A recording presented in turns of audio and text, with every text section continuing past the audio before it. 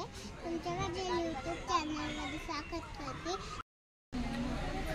आज आपण आलो आहे प्राचीन कोकण गणपतीपुळे इथे। आत्ताच आपल्या छोट्या ब्लॉगरनी जसं सांगितलं तसं आम्ही गणपतीपुळे या मंदिरापासून 1 किलोमीटरवर असणाऱ्या प्राचीन कोकण या म्युझियमला भेट द्यायला आलेलो आहोत। तर येथे एंट्री फीज म्हणून तिकीट हे 50 रुपये पर पर्सन आहे आणि जर तुम्हाला इथे शूट करायचं असेल तर कॅमेराचे चार्जेसही 50 रुपये लागतात। पर्सनल गाईड पाहिजे असेल तर त्यात 50 रुपयामध्ये तुम्हाला तुमचा पर्सनल गाईडही भेटतो, नाहीतर तुम्हाला 2 किंवा 3 फॅमिलीज एकत्र येऊपर्यंत वाट पाहावी लागते। ही टूर संपल्याच्या नंतर वरती प्राचीन कोकणचं एक रेस्टॉरंटही आहे, ज्याचे बुकिंग तुम्हाला इथेच एंट्रीच्या तिथे करायला लागते आणि नंतर वरती टूर संपल्यावर तुम्हाला पाहिजे ते जेवण वरती भेटून जाते।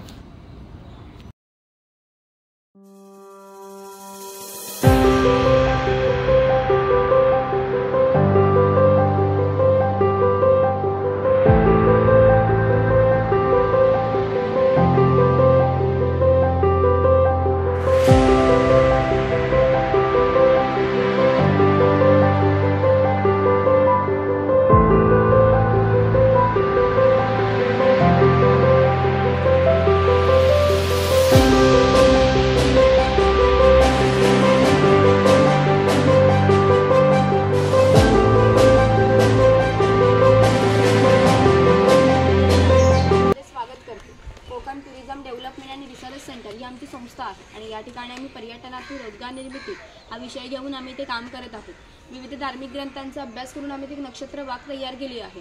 प्रत्येकाच्या जन्म नक्षत्रानुसार एक वृक्ष आराध्य वृक्ष म्हणून मानला जातो आणि त्याची पूजा अर्चा केल्यास त्या व्यक्तीला धनसौख्य आरोग्य प्राप्त होते। बाहेर एक बोर्ड लावलाय, बोर्ड तुम्ही तुमच्या जन्म नक्षत्रानुसार एक्झिट करताना पाहू शकता।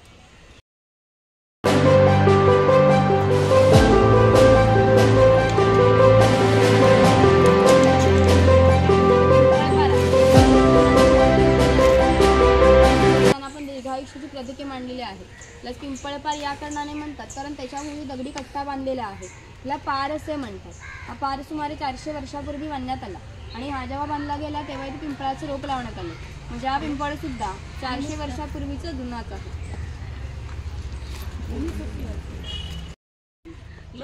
झालेल्या पहिल्या कोकण मराठी साहित्य संमेलनामध्ये त्या कवितेला कोकणची प्रातिनिधिक कविता म्हणून स्वीकारण्यात आली। त्या कवितेत कवीने कोकणच्या निसर्ग सौंदर्याचे सुंदर वर्णन केले आहे। या कवितेत नंदनवन हा शब्द आला आहे। नंदनवन या शब्दाचा अर्थ आहे की स्वर्गातील इंद्राची बाग जितकी सुंदर आहे तितकेच आपले कोकणही सुंदर आहे। गुहा काळाचे प्रतीक आहे। गुहेच्या अलीकडे आहे वर्तमान काळ आणि पलीकडे आहे 500 वर्षापूर्वीचा भूतकाळ। इथून पुढे पाहणार आहात 500 वर्षापूर्वी कोकणी माणसं कशी राहत होती, त्यांची समाजरचना, ग्रामरचना, खाद्य संस्कृती आणि परंपरा कशा होत्या। गुहेतून येताना वाकून या।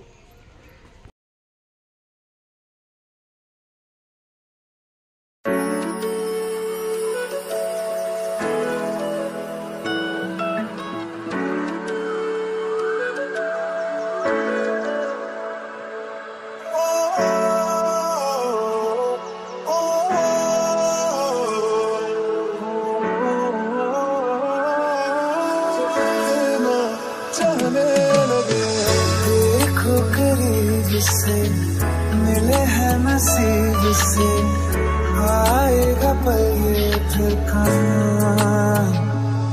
मैं तो तेरे नाल ही रहना जी, हर गम संग तेरे सहना जी। जो जग से कहा ना जाए वो मुझको बस तुझसे कहना जी।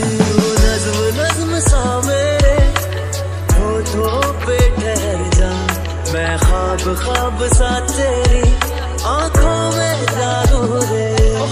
पूर्वी समुद्र होता, त्यांनी त्याशी युद्ध केले, त्याला 40 ते 50 किलोमीटर पाठीमागे ढकलले आणि या सुंदर कोकण प्रदेशाची निर्मिती केली। म्हणून या कोकण प्रदेशालाच परशुराम भूमी असे म्हणतात। कोकणामध्ये लाल रंगाचा जांभा नावाचा दगड मिळतो। जांभ्या दगडाचा हा जो पक्का रोड बांधलेला आहे याला पाकाडी असे म्हणतात। पूर्वी सामान्यपणे अशा पाकाड्या ग्रामदेवतेकडे जाण्यासाठी बांधल्या जात असत। आपण सुद्धा या पाकाडीने प्राचीन कोकणमधील ग्रामदेवतेकडे जाणार आहोत। अन्ना सुपारी इकडे लक्षात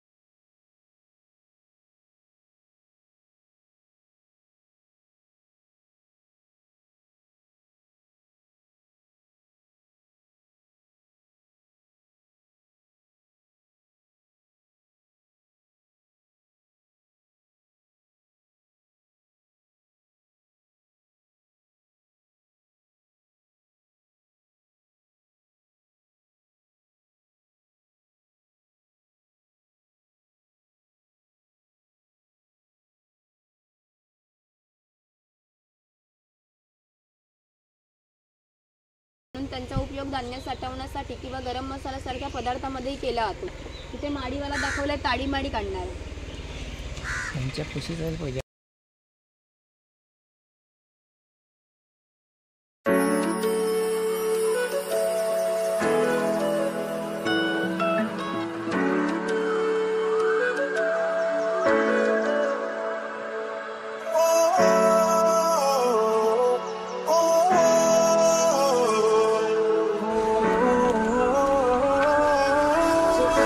ग्रामदेवतेचे मंदिर आहे.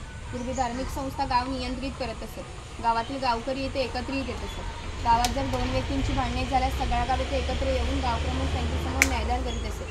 गावातील सार्वजनिक कामे जसे की पाकाडा बांधणे, लाकडी साकव बांधणे इत्यादी कामे कोणी आणि कोठे करायची या विषयाचा निर्णय गावकरी येथे बसूनच घेत असत. आणखीन एक महत्त्वाचं वैशिष्ट्य म्हणजे जगभर अशी प्रथा आहे की प्रत्येक जाती धर्माचे लोक आपापल्या देवाकडे जातात आणि देवाचं दर्शन घेतात. कोकणी माणसं सुद्धा वर्षभर देवळात जाऊन देवाचं दर्शन घेतात. पण ज्यावेळेला आपल्याकडे शिमग्याचा सण येतो तेव्हा हा देव या पालखीत बसून प्रत्येकाच्या घरोघरी नेला जातो. म्हणजेच कोकणी माणूस आणि देव यांचं नातं इतक्या जवळचं आहे की आमचं एकमेकांकडे जाणे येणे असते. या देवीचं नाव आहे वाघजाई. हे नाव मी जाणीवपूर्वक ठेवलंय. असं म्हणतात की ज्या निसर्गामध्ये वाघ असतो तो निसर्ग समृद्ध असतो. 500 वर्षापूर्वीचा निसर्ग सुद्धा असं समृद्ध होता. त्याला आमच्या भाविष्यामध्ये दैवत्वाचं स्थान होतं. आपण कोकणी माणसं वड पिंपळ यांची पूजा करतो. म्हणजे आपण निसर्गपूजक माणसे आहोत. म्हणून या देवीचं नाव सुद्धा प्रत्यक्ष निसर्गाशी संबंधित असंच ठेवलं आहे वाघजाई. आम्ही ज्या मंदिरात जातो, मंदिरात जो गुरव असतो तो गाराणा घालतो. ते गाराणा लावते फक्त हात जोडून उभे राहा.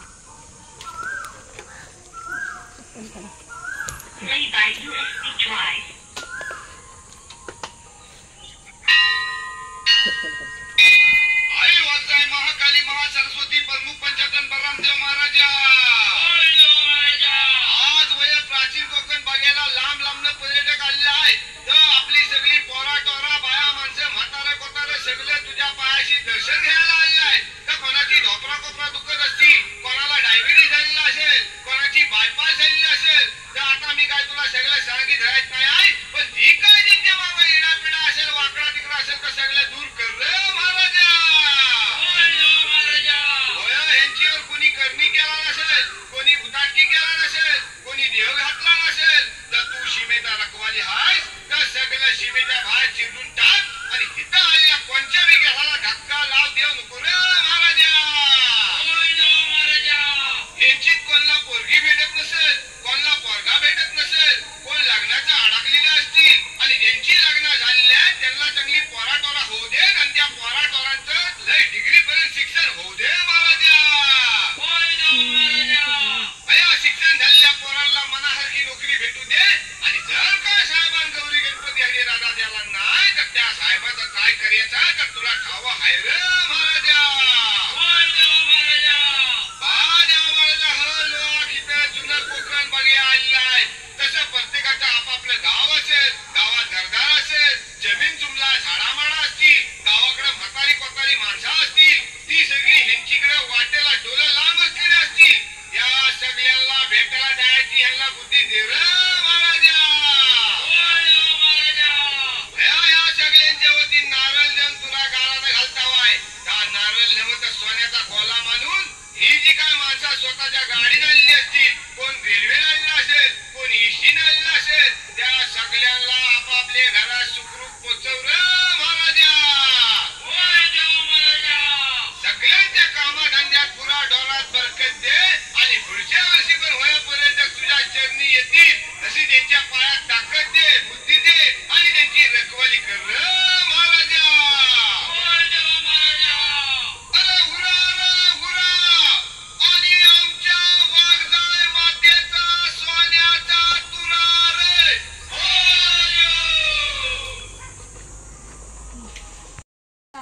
की हा देव त्यांच्यावर नियंत्रण ठेवते. म्हणून त्याने शिमग्याच्या वेळेस गाराणे घातले होते, पशुबळी सुद्धा दिल्या होत्या. इथे वीरगळ आहे, वीर प्राप्ती लोकांचे प्रतीक चिन्ह.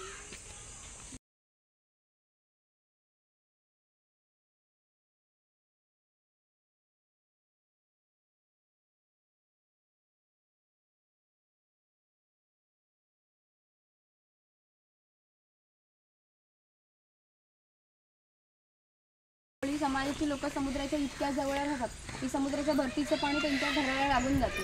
एवढी छोटी एवढी घेऊन लोक समुद्रामध्ये 8 ते 10 तास खोलवर मासेमारी करतात. कधी कधी समुद्राच्या उसळणाऱ्या त्यांच्या होडीपेक्षाही मोठ्या असतात. तरी लोक कुशलतेने होडी वल्लवतात आणि पहाटेच्या वेळी घरी परत येतात. हो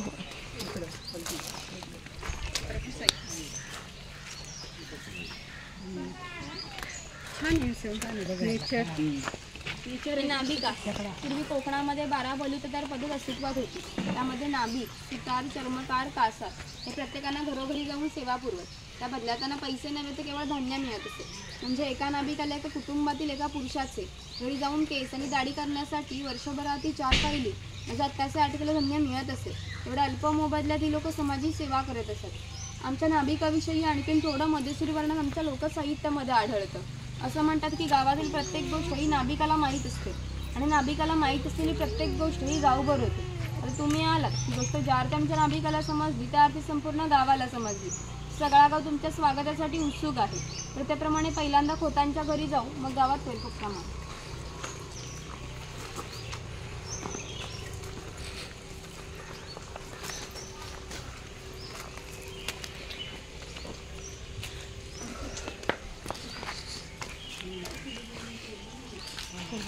गावातील थेट प्रतिनिधी म्हणजे खोत. धार्मिक आणि राजकीय बाबतीत पहिला मान खोतांचा असेल. खोत गावचा प्रमुख असेल. गावात न्यायदान करणे, महसूल गोळा करणे, कायदा आणि सुव्यवस्था सांभाळणे इत्यादी कामे खोतांची असेल. ही खोतांची बायको आहे. कोकणी स्त्रिया सुंदरही होत्या आणि शूरही होत्या, परंतु त्यांना स्वातंत्र्य नव्हते. माझघराचा उंबरठाही त्यांच्यासाठी मर्यादा होती. ही खोतांची 2 मुले आहेत. ते आपला परंपरागत खेळ सोंगटा खेळत आहेत. हा खेळ महाभारतात धर्मराज आणि दुर्योधन यांच्यामध्ये द्यूत नावाने खेळला जातो. घराची रचना पहा. तो ज्या उंचवट्यावर बसत त्याला ओटी असे म्हणतात. गावातील मान्यवर लोक ओटीवर बसत. समोर आहे ती पडवी सर्वसामान्यांनी पडवीला बसायचे. खोतांच्या उजव्या बाजूला देवघर, डाव्या बाजूला स्वयंपाकघर. खोतांच्या मागे आहे माझघर म्हणजेच पूर्वीची बेडरूम. घराचे छप्पर पहा. वरती छोटे छप्पर, मध्ये गॅप, त्याखाली मोठे छप्पर. कोकणामध्ये उष्णता फार मोठ्या प्रमाणात असते, त्यामुळे ती उष्ण हवा गॅपमधून बाहेर पडते आणि थंड हवा ती जागा घेते. त्यामुळे घरातील वातावरण थंड राहते. घरासमोर अंगण आहे. अंगणात तुळस आहे.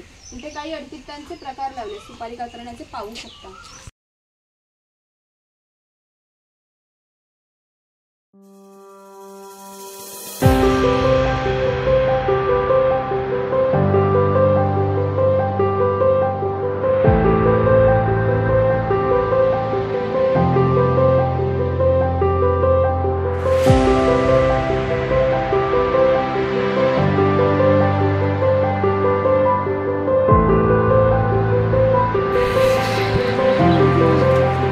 चलो आज का कार्डियो हो गया. शेतकरी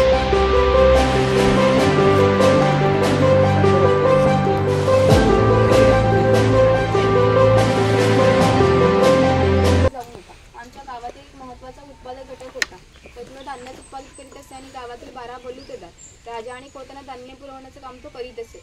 पूर्वी त्याचं घर जसं असायचं तसंच उभारलेलं आहे. तिथे चूल दिसते, हिला पिरसा असे म्हणतात. खूप पेटी ठेवली जायची. पूर्वी घरामध्ये लायटर किंवा माचीस नव्हती, त्यामुळे शेतकऱ्याच्या बायकोला स्वयंपाक करायचा असतो तेव्हा तिथे 2-3 निकारी घेऊन स्वयंपाकघरातील चूल पेटवीत असे. ती खोयणी आहे. हिचा वापर मासे पकडण्यासाठी केला जातो. खाली वेलण्या बांधून ती पाण्यात ठेवली जाते. अंतर्गत रचना अशी आहे की एकदा आत गेलेला मासा बाहेर पडत नाही. ती शेणाने सारवलेली टोपली आहे. तिला कणगी असे म्हणतात. धान्य साठवण्यासाठी हिचा उपयोग केला जातो. ती शेतकऱ्याची बायको आहे. ती शेतकऱ्याची मुलगी आहे. हे उचल आहे. तिचा वापर कपडे सुकत घालण्यासाठी केला जातो. घरामध्ये गौरी गणपतीचा सण दाखवला. करीत असे. ते सफेद रंगाचे मडके आहे ते माडी कण्याचे मडके आहे. कोकणामध्ये नारळाचे झाड फार मोठ्या प्रमाणात असतात. त्याला नारळ येण्याआधी पोई येते. त्या पोईला आडवा काप दिला जातो. बाजूने विशिष्ट प्रकारचे झाडेपाला लावला जातो. तो पाला आतील माडी शोषून घेतो आणि थेंब गळणारी माडी मडके वरचेवर लावून त्यामध्ये साठवली जाते. काळाच्या ओघात 12 बलुतेदारांचा व्यवसाय नष्ट झाला, परंतु माडी काढण्याचा व्यवसाय हा अजूनही व्यवस्थित चालू आहे.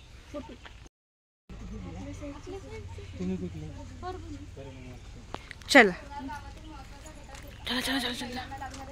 विविध देवदेवतांना लागलेले दागिने हा सोनार बनवून देत असते. त्यांच्या या अप्रतिम कलाकुसरीमुळे त्यांच्या दागिन्यांना जगभर मागणी होती. शिमगा, नवरात्र, अन्यवेळी ग्रामदेवतांना दागिने घालण्याचा मान सोनाराचा असे.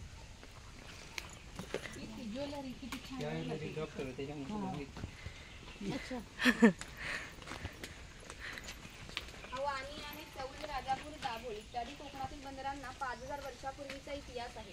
त्या बंदरांमधूनच भारतीय व्यापाऱ्यांनी जगाशी व्यापार केला.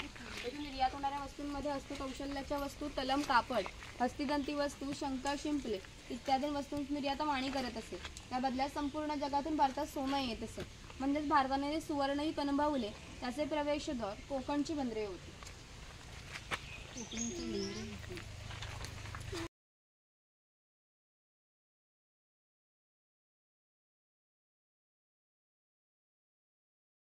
भारी सुतार आहे. कोकणातील 12 बलुतेदार दाखवताना अनेक कौशल्यामध्ये दाखवले आहे.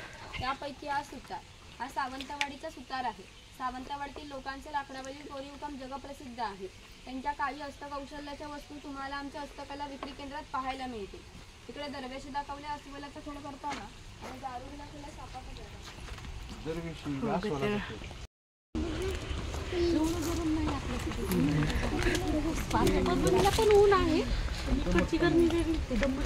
लोहार शेतकऱ्याला लागणारे लोखंडी अवजारे बनवून देण्याचं काम लोहार करीत असते. उदाहरणार्थ कोयती, कुऱ्हाड, नांगराचे पाळ इत्यादी. 500 वर्षापूर्वी कोकणची राजकीय परिस्थिती अस्थिर होती. बरेचसे लोक सैन्यामध्ये होते. त्यांना लागणारे लोखंडी ढाली आणि तलवारी बनवून देण्याचं काम लोहार करीत असते. चे वैशिष्ट्य म्हणजे अजूनही कोकणातील मराठा आणि खोत यांच्याकडे काहीशे वर्षापूर्वीच्या जुन्या तलवारी आहेत. त्यांना अजूनही गंज आलेला नाही. दर दसऱ्याला त्यांची पूजा केली जाते. तेली आहे. आपण कोकणी माणसाकडे जेवणामध्ये खोबरेल तेलाचा वापर मोठ्या प्रमाणात करीत असतो. हा तेलाचा घाणा आहे. त्याला खुंट असे म्हणतात. त्यामध्ये सुके खोबरे घातले जाते. हे उभे लाकूडाला कोकणी भाषेमध्ये लाट अशी म्हणतात. त्या लाटेला हे आडवे लाकूड अशा तऱ्हेने बांधले जाते की जेणेकरून लाट उभी राहते. त्या ठिकाणी जोकडाला बैल बांधला जातो. आडव्या लाकडावर दगड ठेवून तेली सुरट्यावरती बसतो. सर्व वजन घेऊन बैल गोल फिरवला जातो जेणेकरून आतील खोबरे लगडून तेल निघते. तेल भरून काढायचं असेल प्रथम जोकडाचे बैल सोडायचे. जोकड बाजूला केले जाते. आडवे लाकूड बाजूला करून लाड बाजूला केली जाते आणि आतील तेल भरून काढले जाते. पुन्हा नवीन तेल पाडायचं असेल तर पुन्हा क्रमवार मांडणी करून नवीन तेल पाडले जाते. म्हणजेच पूर्वी तेलाला 5 ते 1.5 पस तेल काढण्यासाठी 1 ते 1.5 तास मेहनत घ्यावी लागत. प्रत्येक व्यवसाय जातीनिहाय होता. व्यवसाय निवडीचे स्वातंत्र्य नव्हते. प्रत्येकाला आपापला जातीचा व्यवसाय करावा लागत असे. बांबूच्या वस्तू बनवून देण्याचं काम बुरुड करीत असे. ही सूप आहे ती फुलांची पाडे रोवळी आहे. तिचा वापर धान्य धुण्यासाठी किंवा आजही धार्मिक कार्यात केला जातो. जेव्हा आपल्याकडे शुभ कार्य असले तेव्हा घरातील कुमारिका किंवा सौभाग्यवती स्त्रिया या रोवळीत दिवा ठेवून त्या हातात घेऊन उभ्या असतात. शुभ कार्य पार पाडण्यापूर्वी रोवळीतील दिवा विजला तर कार्य अशुभ मानले जाते. अजूनही आमच्या चाकरमान्यांचं लग्न जर मुंबईला असेल तरी रोवळी गावावरून मुंबईला पाठवली होती.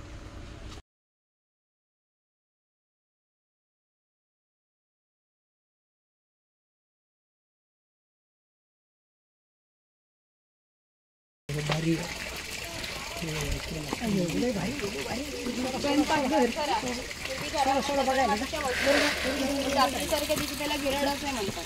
रात्री धान्य दळून मी तिथे गिरटामध्ये भात घातला जातो. तेव्हा आत्तानंतर बाहेर पडताना कोंडा बाजूला होतो. तर पुराणी यंत्र आहे. यामध्ये शिजलेली डाळ घातली जाते. गोंधळात उलट सुलट गोल बाजूने फिरवले जातात जेणेकरून यातील डाळ वाटून निघते. त्यावर पुरणपोळ्या बनवल्या जातात. तो टिफिन बॉक्स आहे. वरती पाण्याचा तांब्या, खाली डबे, 2 चमचे दोन्ही बाजूने लॉक केलेला आहे. बाजूला चहाची किटली आहे. शेवई काढायचं लाकडी यंत्र आहे. बाजूला लोखंडी यंत्र आहे शेवई काढायचं. इथे मोदक पात्र आहे आणि वरती लाकडी चमच्यांचे प्रकार लावले. मोठच पत्र काय हे मावरा बाजार म्हणजे काय? मावरं म्हणजे काय? माशी. मच्छी खायचा खाणे. मुलीच्या घरी आला आहे. पूर्वी कोकणामध्ये मुलींची लग्न वयाच्या 8 ते 10व्या वर्षी होत असत. तोपर्यंत कासाऱ्या मुलीला बांगड्या बनण्याचा कोणताही मोबदला घेत नसे. ज्यावेळा मुलीचं लग्न होईल त्यावेळा मुलीच्या वडीला कासाराला एक सोन्याचे छोटे दागिने देत असे. या व्यतिरिक्त कोणताही मोबदला व्यक्तींना मिळत नसे. म्हणजे कासाऱ्या मुलीला 8 ते 10 वर्ष क्रेडिट देत असे. म्हणजेच पूर्वीची समाज रचना एकमेकांच्या विश्वासावरती आधारलेली होती. पाणवठा आहे. पूर्वी प्रत्येक गावात भरपूर मोठे जंगल होते. त्यामुळे पाणीही मोठ्या प्रमाणात उपलब्ध असे. या ठिकाणी उंचावर बारमाही पाणी वाहत असे. धरण म्हणून प्रत्येकाच्या घरोघरी पाणी पाटाने मिळत असते. यामध्ये नंतर पाणवठा आमचं असं एकमेव ठिकाण आहे. तेथे सगळा गाव एकत्र येत असे. लहान मुले मासेमारीने अंघोळ करण्यासाठी येत असत. स्त्रिया पाणी भरण्यासाठी किंवा कपडे धुण्यासाठी येत असत. वरती खवले मंदिर दाखवलं. बीचपेक्षा बी मला एकदा चांगलं वाटलं. खालच्यापेक्षा कुठे बी चर्मक. सांडू इकडे. चर्मकार आहे चामड्याच्या वस्तू बनवून देण्याचं काम चर्मकार करीत असे. त्याच्या जोडीला आणखीन एक प्रसंग सांग 500 वर्षापूर्वी घडला होता. इथून 80 किलोमीटर अंतरावर मार्लेश्वर नावाचं देवस्थान आहे. एका पर्वतात एक मोठी गुहा आहे. त्या गुहेमध्ये शंकराची पिंड आहे. आणखीन एक वैशिष्ट्य म्हणजे त्यामध्ये जिवंत साप आहे. पूर्वी मार्लेश्वर देव एका गावामध्ये राहत होते. ते लोक वाईट मार्गाने वागू लागले. त्यामुळे शंकरांचं पावित्र्य कमी होऊ लागले. शंकरांना ते मान्य होणे शक्य नव्हते, म्हणून त्यांनी तो गाव सोडून जाण्याचा निर्णय घेतला. मकर संक्रांतीच्या आदल्या रात्री ते गावाबाहेर पडले. गावाबाहेर चर्मकाराचे घर होते. चर्मकार गरीब, श्रद्धाळू व नीतिवान होता. शंकराने कोणताही जातीपातीचा विचार न करता चर्मकाराला मशाल दाखवण्याची विनंती केली. चर्मकाराने सुद्धा अतिही देव भव समजून मशाल दाखवण्यास सुरुवात केली. आज ज्या ठिकाणी मार्लेश्वर आहे त्या ठिकाणी जाऊन शंकराने आपले रूप प्रकट केले आणि या चर्मकाराला दर्शन दिले. त्याला सांगितले की यापुढे मी याच ठिकाणी राहणार. या गोष्टीला आज जवळजवळ 500 वर्ष होऊन गेली. परंतु दरवर्षी मकर संक्रांतीच्या आदल्या रात्री शंकरांची मूळ गावातून पालखी निघते. तिला मशाला दाखवण्याचं काम चर्मकाराचा आजचं वंशच करतो. म्हणजेच मार्लेश्वर असे देवस्थान आहे की तिथे कोणत्याही प्रकारचा हा जातीभेद मानला जात नाही.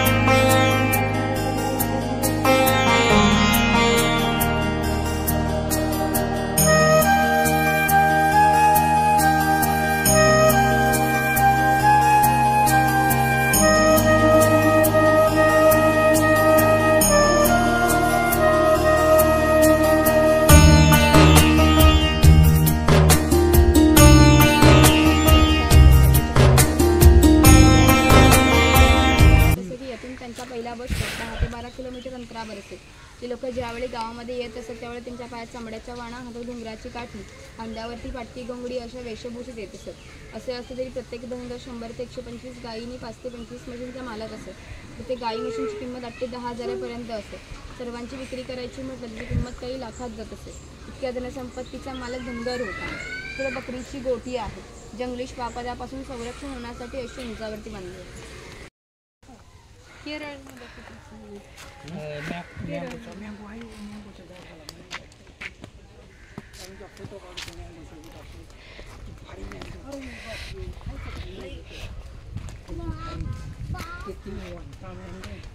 कातभट्टी कात म्हणजे सुपारीचं ते असते का? कातभट्टी आहे. एक खैराचे झाड तोडले जाते. त्याच्या आतील भागांचे छोटे तुकडे केले जातात. तुकडे पहिल्या 4 मडक्यात पाण्यामध्ये उकळवले जातात. लाल रंगाचा पाक तयार होतो. 5व्या मडक्यामध्ये विशिष्ट तापमानामध्ये उकळवला जातो. पाक सावलीत सुकत घालून त्याच्या वड्या पाडल्या जातात. म्हणजे कात तयार होण्याच्या प्रक्रियेला 3 ते 4 महिने लागतात. तिकडे मचाणे शिकारीसाठी वापर केला जायचा. जर वरती जाणार असाल तर एका वेळी 3 व्यक्ती चप्पल काढून चढू शकतो. मुखवटे घालून फोटो काढणार असेल तर काढू शकता आणि शॉपमध्ये काही खरेदी करणार असेल तर करू शकता. शॉपमधूनच पुढे जायचं आहे. शंका प्रदर्शन लास्ट पॉईंट आहे. पुढे गाईड वेगळा असतो. तिथून एक्झिट आहे. ओके.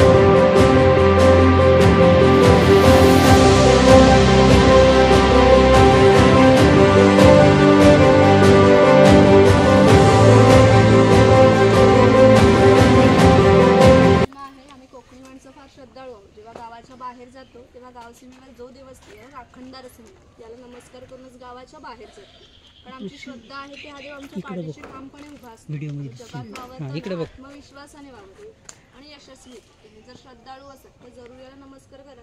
इथून पुढचा तुमचा प्रवास सुखाचा व आनंदाचा होतो. नमस्कार. इथे आमचं गाईड संपतं. पुढे लास्ट पॉईंट आहे